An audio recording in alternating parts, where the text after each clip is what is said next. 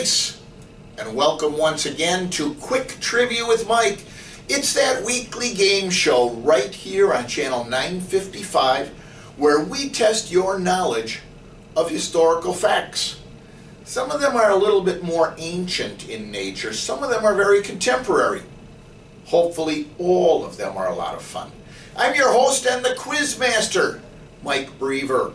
Let's sit down for the next half hour and have a little bit of fun, shall we?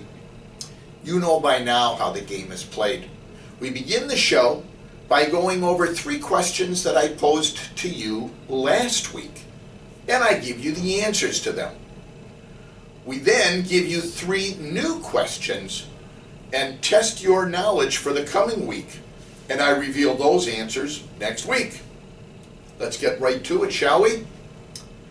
Last week I tried something new though, and I thought it was a little bit of fun, so we're going to try it one more time. My good friend Jim Fry sent me a handout. It was a brief, highly original history of the United States, compiled from the papers and test answers of an 8th grade class in Pine Bluff, Arkansas. These answers from the 8th graders were edited by Bill Lawrence for length and to make it appropriate for this handout. We went over a couple of these last week. I'm going to give you a couple of them again. Robert E. Lee was a military genius. He would never surrender or resort to losing. After the war, Lee became president of Westinghouse and tried to get Southerners to upbuild their houses again. You didn't know that, did you? You didn't know Robert E. Lee was the president of Westinghouse in the post-bellum Civil War era. Well, now you know. You can share that with your family and friends. Here's another one. Some people say Winston Churchill had the best personality of the 20th century. When he was born, he was very young, as you would imagine. Later on, he went to school at Harrow and became a statesman most of his life. He always went around with a V for victory on one hand and a big fat cigar on the other. He was the only man ever to be assistant to the President of the United States. Now, that's actually news to me. I didn't know that the Prime Minister of England was the assistant to the President of the United States, or that Winston Churchill was the only man to do so, but you know, you learn something new every day. Here's one other one. It'll be the last one for this week. We'll try a couple more next week. Franklin Eleanor Roosevelt studied politics for a long time. He was our first president to win a landslide and our only president to suffer 4 terms. I guess that is suffering, I guess. He was known because of his initials, F.E.R. Glasses that sat on the end of his nose, and a long pin stick cigarette. Some of the things he did, we still do today. Well, that makes a lot of sense. He only lived 70 years ago, so hopefully a lot of the things that he did we still do today. I mean, unless everything has changed. But there you have it. Franklin Eleanor Roosevelt really made an impact on American history. You know, he brought us out of the Great Depression, he led us through World War II, and he was known by his initials, F.E.R. So there you have it, the 8th grade class in Pine Bluff, Arkansas. Some of their answers from papers and tests that were compiled. Once again, I'm sure that 8th grade teacher in Pine Bluff, Arkansas is really, really looking forward to the future, knowing how well our children are prepared to take over. So there you have it. Those are our Pine Bluff answers for the day. Let's get right into the questions from last week, shall we? You know, we've really tried to be a little bit more topical here on Quick Trivia with Mike lately. Things that are happening in this month or things that have an anniversary in this month, those are the types of questions we go with. Well, one of the big things going on here at East Castle Place, and actually throughout the world in the month of April, is Earth Day. You know, for the last 3 weeks, we've given you a couple of trivia questions about Earth Day, and last week was no exception. April 22nd is Earth Day. I'm actually taping this show on Wednesday, April 21st. So for me, Earth Day is tomorrow. For you, when you watch this on the 23rd, Earth Day was yesterday. I hope you had a good Earth Day.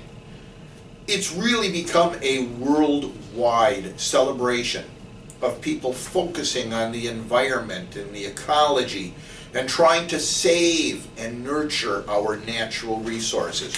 We talked about how our own Senator Gaylord Nelson from right here in Wisconsin really got the ball rolling back in 1970, and it's really mushroomed ever since then. Well, my question to you last week had to do with Earth Week in 2012. I told you Earth Week 2012, there were 100,000 Chinese residents did something very special to celebrate Earth Week in 2012. 100,000 Chinese residents. What was it that they did? Well, the answer, they all rode their bikes to work. More than 100,000 people in China rode their bikes in order to reduce CO2 emissions and highlight the amount of pollution created by cars. You know, that's really important. I mean, if you see China today, they really suffer from a smog and air pollution type problem. And reducing CO2 emissions in any way possible really is beneficial to their environment and to the people that live there. So that was the answer to question number one. 100,000 people rode their bikes to work. Last week was the Masters Championship, one of the big four golf tournaments on the PGA Tour. It's part of the Grand Slam. You know, the Masters, the US Open, the British Open, and the PGA Championship. You win all four, you're said to have won a Grand Slam. We talked last week about the fact that Jack Nicklaus really, I mean, he's just, during his playing days, he dominated the Masters. He won 6 times. He has the most finishes in the top 10. He was the oldest person at 46 years of age to win the Masters in 1986. Just a phenomenal golfer. The Masters started by Bobby Jones, really, he's the one who designed the course. He's the one who invited a select group of people to come and play. Now, it is one of the most prestigious golf tournaments in the world. Some might even argue the most prestigious. But I would believe that the sponsors of the British Open might think differently, or the US Open might think differently. It's always been my favorite because it comes in the month of April. April, springtime. Springtime in Wisconsin, in my mind, really doesn't exist. But for 4 days, I've been able to sit back and watch the Masters and dream of myself getting out on the golf course. Well, I told you that the Masters, which began in 1934, Horton Smith was the very first winner. And of course, he repeated his championship in 1936. So he won 2 times. Ever since then, the Masters has been played uninterrupted. Even last year, in the midst of the pandemic, it was only delayed. It ended up being played in the fall instead of in the month of April. But there was a 3-year period when the Masters was not played since 1934. And I asked you what the circumstances were about that 3-year period. Well, the answer, as you might imagine, from 1943 to 1945, the Masters was not held because of World War II. During this time, to assist in the war effort, cattle and turkeys were raised on the grounds, kind of to help create a feedstock for the country. So the grounds down in Augusta, Georgia, were put to other use during the Great War years of 1943 to 1945. That is the answer. It was not played during the 3 years at the peak of World War II, and the golf course itself was used to raise cattle and turkeys to assist in the war effort. Send some fresh meat to our boys overseas, so to speak. That was question number 2. Our third question, you know that on April 15th, 1912, the RMS Titanic hit an iceberg and sunk. We talked a little bit about the Titanic, how it was probably the most luxurious ocean liner at the time. On its maiden voyage, it was sailing from Southampton to New York, and it struck that iceberg. It actually was considered to be an unsinkable ship at that time. There are historians today who will tell you that because the ship noticed the iceberg and steered hard to port to try to avoid it, the iceberg grazed the side of the ship, ripping open the seams. And that's what caused the ultimate demise of the Titanic. If the Titanic had kept going straight and hit it head on, the flood-proof doors in the bulkheads would have held. One compartment would have filled with water, and the ship would have labored into port. There would have been minimal loss of life and injury, but the ship would have survived. Because the ship took evasive action, that's why it foundered and sunk. Again, we told you that it was the most luxurious ocean liner of its time, and on its maiden voyage, some of the wealthiest and most prestigious people in the world were on that ship. Guggenheim, the unsinkable Molly Brown, who got her name because she survived the sinking of the Titanic. The cabins in first class, many of them had fireplaces, there was a swimming pool, there was indoor tennis courts, just an opulent cabins that the first class people truly got to enjoy. I told you, however, that luxury did not exist throughout the entire ship. Specifically, I told you that there were 325 individuals in first class, 285 in second class, 706 individuals on third class, and there were 913 crew members on board. For the 706 individuals who were in third class, how many bathtubs were there? How many opportunities were there for people to bathe and freshen up? Remember, 706 individuals on the ship in third class. How many bathtubs were there for the third class passengers? The answer? There were two. One for the men, one for the women. I can imagine that was a pretty long line waiting to bathe. I'm not sure I'd want to be at the end of that line. But that was the answer. As luxurious as the ship was for first class, and as really a top-notch ship as it was for second class, for third class, well, you got what you could get. You know, apparently just getting on the boat was good enough. 2 bathtubs, one for men and one for women.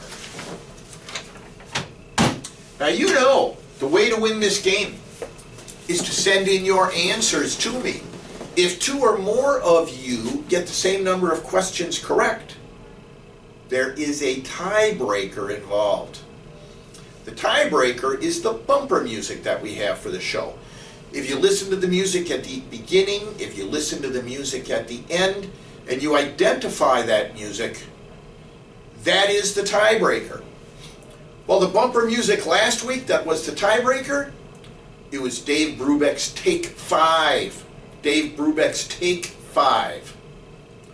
We did have one winner last week. Someone got all 3 questions correct. Ironically, they also got the bumper music correct. It wasn't necessary. There was only one person who got all 3 questions correct. Welcome back to the winner's circle, Kelvin Schrader. Kelvin Schrader, our quick trivia with Mike winner for the week, got all 3 questions correct.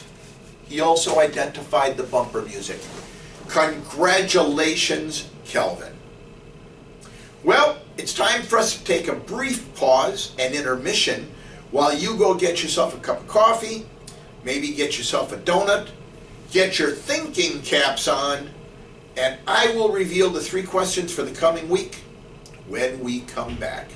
I'll wait right here for you.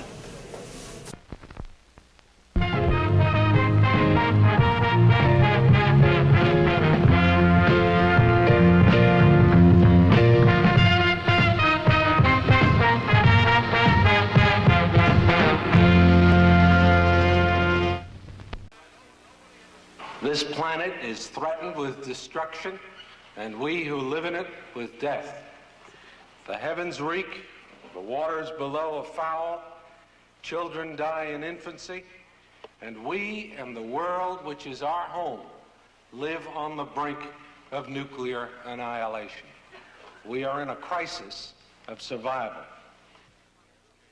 This is a CBS News special, Earth Day, a question of survival, with CBS News correspondent Walter Cronkite. Good evening. A unique day in American history is ending, a day set aside for a nationwide outpouring of mankind seeking its own survival. Earth Day, a day dedicated to enlisting all the citizens of a bountiful country in the common cause of saving life from the deadly byproducts of that bounty, the fouled skies, the filthy waters, the littered earth. As a demonstration, its success was mixed, beyond expectations here, far below there. No one now can know exactly how many took part. We do have an idea how many planned participation, student groups in 2,000 colleges and 10,000 lower schools, citizen groups in 2,000 communities. By one measurement, Earth Day failed. It did not unite. It did attract that broad cross-section of America its sponsors wanted, not quite.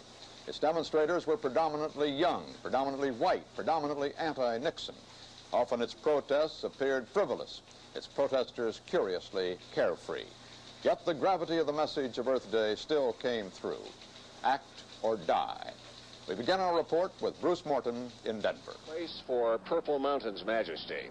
A place where on a clear day, the legend says, you could see forever. The clear days are fewer now. And instead of forever, the view often stops with haze. Next to Los Angeles, Denver has the best climate in the country for producing smog. In this unlikely seeming place, the air is threatened. Earth Day is a focus for efforts to save it. Bicycles at the state capitol were a Denver symbol. Auto pollution is a major problem here in the country's 17th most polluted city, so high schoolers pedal to show there's another way to travel. The altitude increases car engines' pollution output. It doesn't do a thing to bikes. Somebody in the cheerful, disorganized crowd said, let's clean up, and the several hundred young people did, scouring the Capitol grounds for litter. Cleanups like this went on in many parts of Denver today.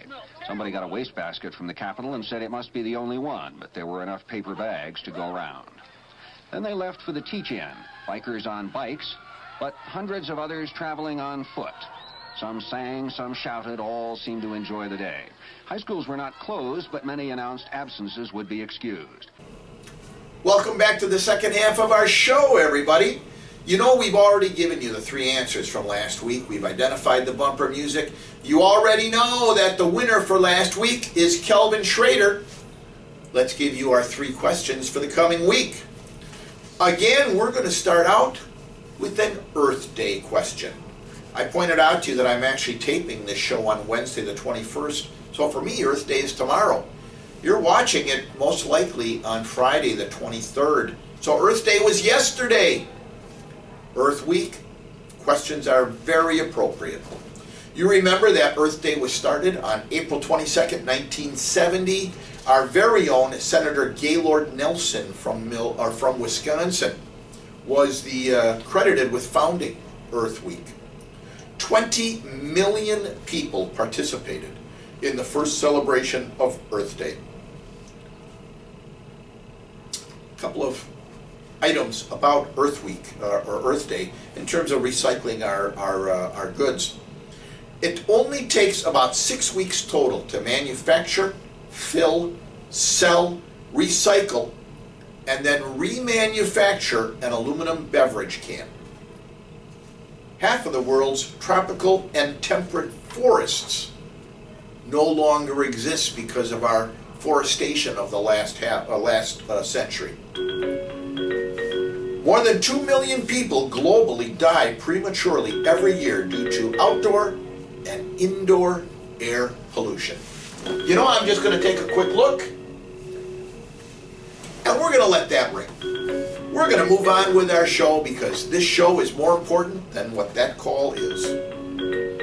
Every year in the United States, nearly 2 billion beverage containers are sold, 2/3 of which are landfilled, incinerated, or littered.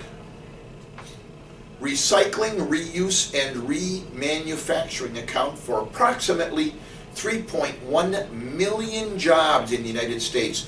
So being a good conservator of the environment is actually good for the economy as well. I do want to point out that these facts I'm quoting come from ecocycle.org. My question to you, my Earth Day question for today: how many pieces of junk mail are delivered in the United States each year? You know junk mail, the stuff you never really asked for. People send you solicitations for this, that, or the other thing. Fancy looking envelopes, maybe, you know, asking for donations or whatever. Well, I don't know. Asking for donations may not be junk mail. But there's all kinds of solicitations that come in the mail. At any rate, how many pieces of junk mail are estimated to be delivered in the United States each year? That is question number 1, and it is our Earth Day question for the day. Question number 2. April 21st is the birth date of Queen Elizabeth II. Queen Elizabeth II actually in the news a lot right now because her husband, Prince Philip, just passed away. However, on April 22nd, Queen Elizabeth II celebrated her 93rd birthday. A lot of things are very, very interesting about a monarch in England, such as Queen Elizabeth didn't go to school. Heirs to the throne don't just show up to a primary school like other kids. They typically are tutored. Elizabeth was tutored at home by several different teachers, most notably Henry Martin, Vice Provost of Eton College. Eton College, ironically, is still for boys only, but he was the tutor for the woman now known as Queen Elizabeth II. She also received private religion lessons from the Archbishop of Canterbury. Imagine having the Archbishop of Canterbury coming to your home and teaching you your catechism lessons. Queen Elizabeth was actually alive at the start of World War II. She was too young to serve in the war. She was extremely disappointed. She was only a teenager in 1939 when World War II broke out for the people in England. She, however, begged her father to join the effort. And as a result of that, she started making her very own radio broadcasts geared toward raising the morale of British children. It really was very, very well received. She eventually did, in fact, serve in World War II, despite the risks. The future queen eventually joined the Women's Auxiliary Territorial Service, and trained as a truck driver and a mechanic. She was only 18 years old at the time.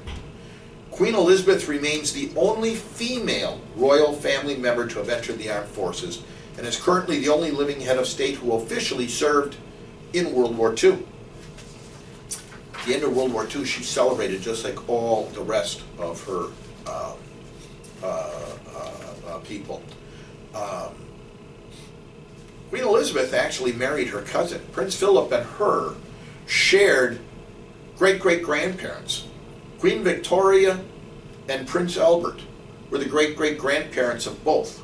However, they came from different sides of European aristocracy. Technically, Prince Philip and Queen Elizabeth were third cousins. Again, because they shared great-great-grandparents. Queen Elizabeth and Prince Philip actually knew each other since childhood. They met when she was only 8 years old and he was 14. By the time she was 13 years of age, she already had a massive crush on him. He was a cadet preparing to enroll in the Navy.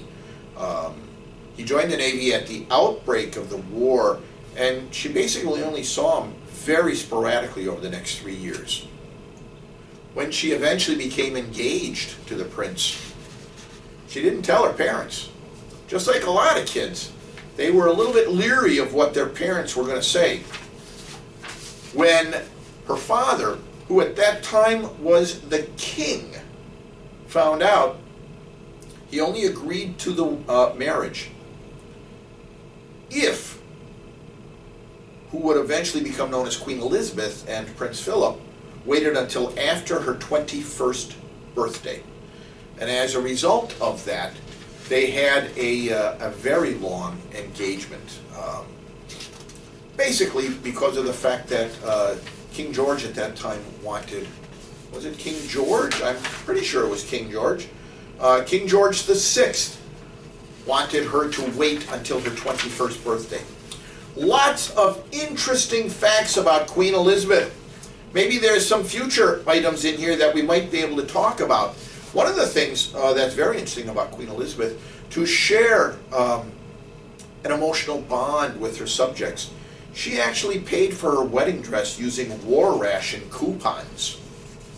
Don't be mistaken. It was not a normal wedding dress. Although she paid for it with war ration coupons, the dress was made of ivory duchess silk encrusted with 10,000 imported seed pearls. Took almost 6 months to make, and it had a 13-foot train. Cost just under $40,000. Quite a few war ration coupons that were used for that.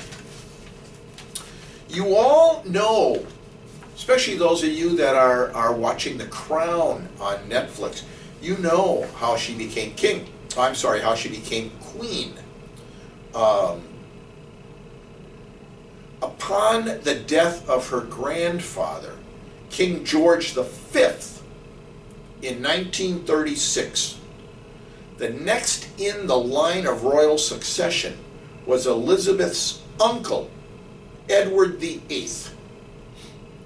Edward VIII abdicated the throne in less than a year because he wanted to marry the love of his life, an American socialite named Wallace Simpson. So King Edward VIII abdicated the throne in order to marry Wallace Simpson. Kind of a fluke then that his brother became King George VI, and King George VI's daughter, Queen Elizabeth, became Queen Elizabeth II. My question to you, if Edward VIII had not abdicated, who would have become the monarch upon his death, and who would be the monarch today? If Edward VIII had not abdicated and his brother assumed the throne, who would be monarch today? That is question number 2. Question number 3. We're going to stay in the month of April for our historical trivia. but we're going to go back about 150 years. We're going to go back to April 14th, 1865. Very, very momentous day in American history. The first assassination of a president took place. John Wilkes Booth burst into a room at Ford's Theater in Washington, where Lincoln was enjoying the play Our American Cousin. The president had a private box up on the second level. John Wilkes Booth, who was a very, very famous actor of his time, burst into the booth. The booth. He was a Southern sympathizer. He assassinated the president, jumped onto the stage, and made his escape. That was on April 14th, 1865, a date that actually, by calendar, was also Good Friday. You remember that Robert E. Lee had surrendered to Ulysses S. Grant at Appomattox the previous Sunday, Palm Sunday. Easter Sunday was coming up in just 2 days when Lincoln was assassinated. Booth actually had initially planned to kidnap Lincoln. He had a small band of followers who were going to work with him on that. His idea, actually beginning back in the summer of 1864, was to kidnap the president and trade him for captured Confederate soldiers so that they could return to battle and help the South win. Ulysses S. Grant was actually originally supposed to be at Lincoln's side at Ford's Theater on the night of the assassination. He was unable to make it because he went to Philadelphia with his wife. Major Henry Rathbone and his fiancée Clara Harris accompanied the president and Mrs. Lincoln instead. As it turns out, Mary Lincoln and Major Rathbone and his wife also ended up somewhat tragically, just like Abraham Lincoln. Mary Todd Lincoln herself was institutionalized in a mental asylum in 1875. Her own son, Robert Kennedy, was the one who had her committed. She had such trouble getting over the grief in her life, and she became so eccentric that he presumed there was a mental illness, and he had her institutionalized for her own health and safety. Major Rathbone, who was severely wounded, he suffered a very deep wound in his arm trying to protect the president on the night of April 14th, never really got over that evening. In 1883, he fatally shot and stabbed his wife, Clara Harris. And then he attempted suicide himself. He, however, was not successful. He attempted to stab himself to death. He survived his wounds. He lived out the remaining 3 decades of his life in an asylum for the criminally insane. Ironically, Lincoln's death was not universally mourned in the North. A lot of the people in the North were fearful that Lincoln was going to be too gracious to the Confederacy in welcoming them back into the Union. There were people that felt that retribution was called for, and that Lincoln wasn't the man to carry that out. Mary Todd Lincoln always had suspicions about the evening in question. Who was all involved? She saw a major conspiracy. And in fact, there was a major conspiracy. And I'm going to talk about that in just a minute, because that's going to lead to today's question. It just so happens that Lincoln was carried across the street to a boarding house called the Peterson House. And he died the following morning after sustaining the gunshot wound to his head. Died the following morning. The Peterson House quickly became a tourist attraction. The Petersons actually started giving tours shortly after to show people where Abraham Lincoln had passed away. Robert Todd Lincoln, the president's son, actually became in close proximity to 2 other presidential assassinations. He was present when his father finally succumbed to his wounds the following morning. Robert Todd Lincoln was President James A. Garfield's Secretary of War, and he witnessed Charles Guiteau fire the 2 shots that mortally wounded President Garfield inside the Washington, D.C. train station. On September 6, 1901, Robert Lincoln arrived in Buffalo to attend the Pan American Expo at the invitation of President William McKinley, only to learn that the president had just been shot also. Lincoln visited McKinley's bedside several times before the president ultimately succumbed to his wounds, so presidential assassination and tragedy just seemed to follow Robert Todd Lincoln. Now, in fact, Lincoln's murder was part of a larger plot. When Booth gave up on his attempt to kidnap Lincoln, he decided that the best thing he could do was decapitate the government and assassinate its chief leaders. There were several people that were in the conspiracy with him, followers of Booth. A gentleman by the name of Lewis Payne, George Atzerodt, John Surratt. John Surratt, by his involvement, actually led to the incrimination of his mother, Mary, who was hung as a result of this, along with other conspirators. To this day, many people believe that Mary Surratt was innocent, and by virtue of her son being involved in it, she was brought into the web of conspiracy, but no one will ever know. All the particulars are gone. My question to you: there were 2 other people that were targeted for assassination the evening of April 14th, 1865. Who were they? Who were the 3 people influential in the United States government who were targeted for assassination on the evening of April 14th, 1865? I'm going to tell you one, and it was the successful one: Abraham Lincoln. Who were the other 2 that were targeted for assassination that night? There you have it, folks. Those are our 3 questions for the week. Get your answers to me by noon on Monday, and maybe you will enter the winner's circle just like Kelvin Schrader this week.